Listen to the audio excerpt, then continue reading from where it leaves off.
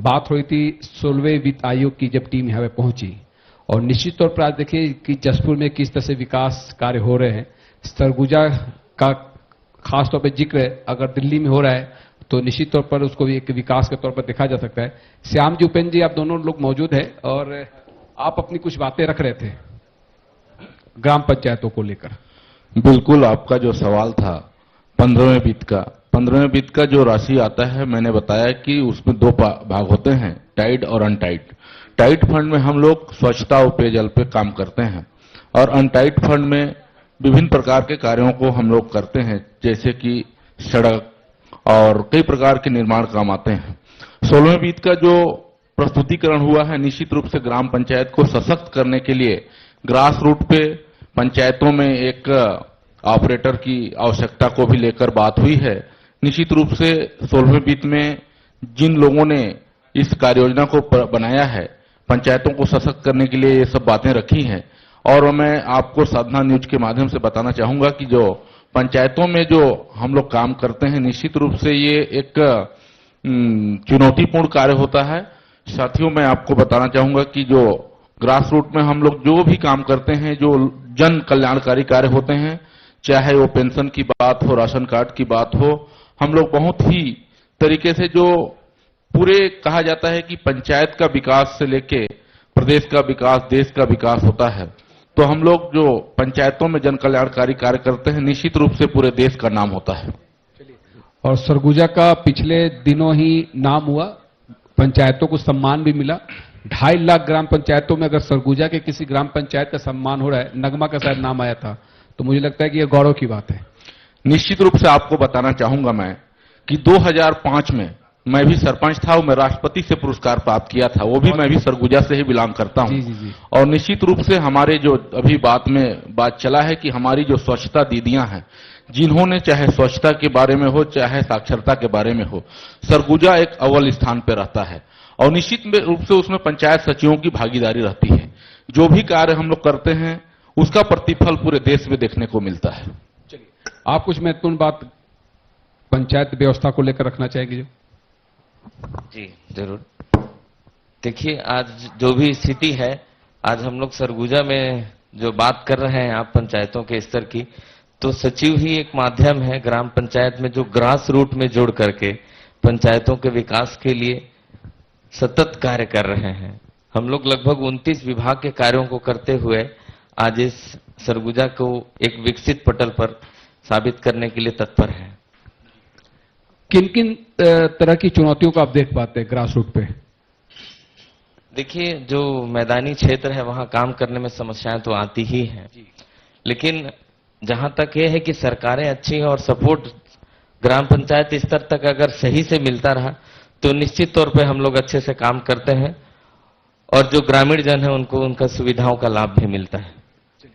क्योंकि आप निश्चित तौर पे लोकतंत्र में ग्राम पंचायतों की काफी महत्वपूर्ण भूमिका रही है। त्रिस्तरीय पंचायत जो व्यवस्था लाई गई देश में, राजीव गांधी का बहुत बड़ा योगदान रहा, और ऐसे में कुछ जो फंड डायरेक्ट आप लोगों के पास आते हैं, क्योंकि मैं अभी 16वें वित्त आयोग की जो बैठक थी उसको मैं बारीकी से देख पा रहा था कि उसमें पॉपुलेशन और क्षेत्रफल के अनुसार बहुत सारी चीजों का निर्धारण किया जाता है। तो उसमें सरगुजा में आपने 14वें वित्त आयोग, 15वें वित्त आयोग में क्या स्थिति देखी, और 16वें वित्त आयोग को लेकर क्या आपको उम्मीद है? क्या क्या पूरे होने की उम्मीद आपको लगती है? निश्चित रूप से जो पंचायतों में जो राशि आते हैं, क्षेत्रफल और जनसंख्या के आधार पर ही आते हैं, चाहे वो मूलभूत की राशि हो, चाहे 15वें 16वें वित्त की राशि हो। ऐसे में क्षेत्रफल अगर बहुत बड़ा है लेकिन जनसंख्या कम है तो राशि कम आएगी जी, निश्चित रूप से कम आएगी। और लोगों के अनुपात के अनुसार, जैसे कि 16वें वित्त का जो राशि आएगा, मान लीजिए कितने परिवार हैं उसके आधार पर हैंडपंप खनन करना होगा, शौचालय बनाना होगा।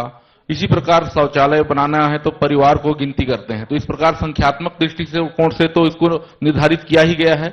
और क्षेत्रफल की दृष्टि से जितना बड़ा गांव होगा उतने उनके आवश्यकताएं होंगी, उन सभी आवश्यकताओं को दृष्टिगत करते हुए राशि आता है। तो हम चाहेंगे कि ये अनुपातिक ही रहे। अब सभी बराबर हो जाएंगे, छोटे ग्राम पंचायत को भी उतने ही पैसे मिले, बड़े को भी उतने ही पैसे मिले, तो ये थोड़ा सा ठीक नहीं होगा। इसलिए जितनी जनसंख्या उतना ही राशि आना चाहिए। चूंकि आप राष्ट्रपति से सम्मानित भी हैं, मुझे लगता है कि ग्राम पंचायतों में जो कार्य होते हैं और जो वित्त आयोग के फंड आते हैं, अक्सर उसमें अनियमितता और गड़बड़ी की बातें उभर के सामने आती है। देखिए, मैं निश्चित रूप से राष्ट्रपति जी से पुरस्कृत हूं और जो हम लोग एक ग्राम पंचायत को मॉडल ग्राम पंचायत के रूप में देखते हैं, मैं आपको बताना चाहूंगा कि जो काम करता है उसी के ऊपर लोग गलती निकालते हैं। तो निश्चित रूप से कुछ न कुछ लोग ऐसे होते हैं जो हमारी कमजोरियों को उगेरने का काम करते हैं। जो अच्छा काम करता है उसके विपक्ष भी मजबूती से उसको उजागर करने का प्रयास करता है। लेकिन हम आपको बताना चाहेंगे कि हम लोग नियमित रूप से ही उसका जो ग्राम सभा से अनुमोदन लेकर, पूरे गांव के लोगों से सलाह मशवरा लेकर, कहां हैंडपंप खनन करना है, कहां शौचालय बनाना है, इन सभी बातों को ध्यान में रखते हुए काम करते हैं। लेकिन कुछ लोगों को रास नहीं आता है विकास कार्य को देखते। चलिए श्याम जी, प्रदेश की सरकार से क्या क्या मांगे आपकी है जो पूरी होनी चाहिए, जिससे विकास कार्य काफी तेजी से पूरा हो पाए? जी बिल्कुल। देखिए, जैसा कि ग्रामीण क्षेत्र में छोटे छोटी चीजें तो हैं जो सरकार के माध्यम से पूरी होती हैं, जैसे राशन कार्ड वगैरह है जो आजकल हम लोग को कंप्लीटली मिलने गया है सारे हितग्राहियों को। पर कुछ चीजें हैं जो आज भी कुछ गांव हैं जो पहुंचविहीन है, वहां पर कुछ सड़कों की आवश्यकता है, पुल पुलिया की आवश्यकता है। और एक साक्षरता के उसमें मैं बात करूंगा। मैं आपको बताना चाहूंगा इस मंच के माध्यम से कि मैं अभी लगभग 6 साल पहले भी एक अवार्ड मिला है, राष्ट्रपति अवार्ड मुझे भी मिला गांव को नशा मुक्त करने के लिए। तो मेरा ये आपके मंच से आह्वान है कि पूरे जो भी प्रदेश के ग्रामीण क्षेत्र हैं, गांव हैं, यहाँ पर कम से कम नशा मुक्ति अभियान है वो तेजी से चलाया जाए, ताकि ग्रामीण क्षेत्रों में जितने अपराध हैं, जो कुछ भी हैं, वो नशा के माध्यम से ज्यादा होते हैं। तो जब आप लोग दिल्ली में सम्मान हो रहा था 2.5 लाख ग्राम पंचायतों के बीच में अगर किसी का चयन हो रहा है तो बहुत बड़ी बात है। आपने क्या महसूस किया, किन किन क्षेत्रों में एक राष्ट्रीय स्तर पे काम हो रहा है जिनको भी आपके सामने सम्मानित किया गया, जो एक मॉडल के तौर पे पेश किए गए होंगे वहां?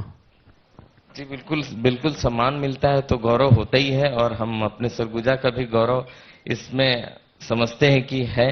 लेकिन ये चीज जरूर है कि अगर हमारे उस पे और ग्राम पंचायतें चलेंगी तो निश्चित रूप से इस क्षेत्र का विकास होगा, सरगुजा का विकास होगा, छत्तीसगढ़ का विकास होगा निश्चित। और इसीलिए कहा यह जा रहा है कि विकसित छत्तीसगढ़ होगा तभी विकसित भारत होगा, और उसके लिए विकसित सरगुजा भी होना पड़ेगा, तब विजन 2047 पूरा हो पाएगा। उपेंद्र जी, निश्चित रूप से हम लोगों ने पिछले समय में विकसित भारत संकल्प यात्रा भी तय किया है पूरे ग्राम पंचायतों में। तो जो हमारे महामहिम राष्ट्रपति महोदया जो हैं द्रौपदी मुर्मू जी और हमारे देश के प्रधानमंत्री जी हैं, जिन्होंने विकसित भारत का सपना देखा है, वो पंचायती राज के माध्यम से ही संभव हो सकेगा। गांव में एक एक व्यक्ति का विकास होगा, और सबसे पहले तो हम कहना चाहेंगे कि विकास तभी होगा जब गांव के लोग शिक्षित हों। कहा जाता है education is the window of world, मतलब दुनिया को झांकने का एक झरोखा होता है शिक्षा। तो पूरे गांव में शिक्षित लोग होंगे तो पूरे देश का विकास होगा और पूरे विश्व में हमारा भारत का नाम होगा। तो आप क्या देख पा रहे हैं, शिक्षा की स्थिति क्या है? क्योंकि ड्रॉप आउट रेट बहुत ज्यादा है छत्तीसगढ़ में, उस ड्रॉप आउट को कम करने में जनप्रतिनिधियों की काफी महत्वपूर्ण भूमिका रहती है, जो बच्चे कम उम्र में ही स्कूल छोड़ देते हैं। देखिए, मैं आपको बताना चाहूंगा कि निश्चित रूप से सरगुजा पिछड़ा क्षेत्र के रूप में जाना जाता है, लेकिन सरकार बहुत ही कारगर माध्यम से शिक्षा को बढ़ावा दे रहा है। मैं आपको बताना चाहूंगा कि गांव-गांव में जो स्कूल खोले गए हैं और पढ़ने का कोई समय नहीं होता है।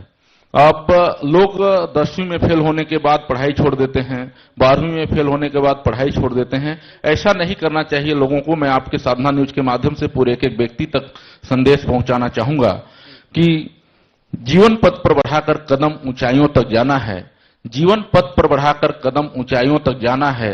घर घर शिक्षा दीप जलाकर हर परिवार को शिक्षित बनाना है। माँ बाप ने हमें जन्म देकर अपना कर्तव्य निभाया है, सरकार ने जगह जगह स्कूल और कॉलेज खोलकर अपना कर्तव्य निभाया है। अब हमको आपको अपना कर्तव्य निभाना है और सरगुजा क्षेत्र के सम्मान को दिल्ली तक ले जाना है, सरगुजा के सम्मान को दिल्ली तक ले जाना है। निश्चित रूप से हमारा जो सरगुजा क्षेत्र में जो पढ़ाई के क्षेत्र में जो काम हो रहे हैं एक सराहनीय कार्य है, और एक दिन हम लोग दिल्ली में अपने सरगुजा का नाम को रोशन करेंगे। जी, पहले भी आपने रोशन किया है, आगे भी उम्मीद है कि आगे भी आप रोशन करें। लेकिन श्याम जी, मैं नई शिक्षा नीति पे आना चाहूंगा, क्योंकि जो भारत की शिक्षा व्यवस्था है उसमें अंग्रेजियत बहुत हावी है, अब लोकल लैंग्वेज की बात हो रही है नई शिक्षा नीति में, उससे क्या कितना फर्क पड़ेगा, क्या लगता है आपको? जी बिल्कुल, आपने बहुत अच्छा मुद्दा उठाया। इसमें क्या है, लोकल अगर लैंग्वेज रहता है तो जो लोकल हमारे क्षेत्र के हैं, जो बच्चे हैं, वो समझने में ज्यादा कारगर है उनके लिए। बाकी देश विदेश में जो चल रही है वो तो जरूरी है भी उच्च शिक्षा की आवश्यकता के लिए, पर लोकल स्तर से अगर हम चलें तो ज्यादा अच्छा होगा। जो लोकल बच्चे हैं, जो ग्रामीण क्षेत्र के बच्चे हैं, उनके लिए स्थानीय भाषा में पढ़ाई भी होना जरूरी है, ऐसा मेरा मानना है। चलिए, तो इस पर चर्चा को मैं यही समाप्त करना चाहूंगा। और काफी अच्छी बातचीत हुई, ग्राम पंचायत स्तर पर किस तरह से विकास कार्य हो रहे हैं, सरगुजा का नाम किस तरह से राष्ट्रीय स्तर पे हो रहा है, उसके बारे में आपने बताया। और दोनों आप लोग, राष्ट्रपति से सम्मान आप लोगों को मिला है, ये मंच भी धन्य हो गया आप जैसे विभूतियों से बातचीत करके। धन्यवाद उपेंद्र पैकरा जी, श्याम साहू सर की साधना न्यूज के आज खास चर्चा में आप शामिल हुए। मैं स्मृति चिन्ह भेंट करने के लिए मैं आर.के. गांधी सर, अब्दुल रशीद जी से और शेखर गुप्ता जी से अनुरोध करूंगा कि आज मंच पे उपस्थित अतिथियों को स्मृति चिन्ह भेंट करेंगे।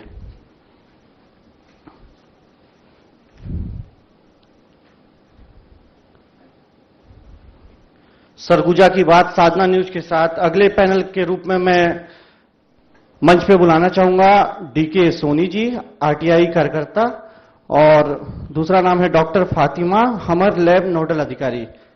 आप आए और आज के इस कार्यक्रम का हिस्सा बने। मैं स्वागत के लिए अब्दुल रशीद जी,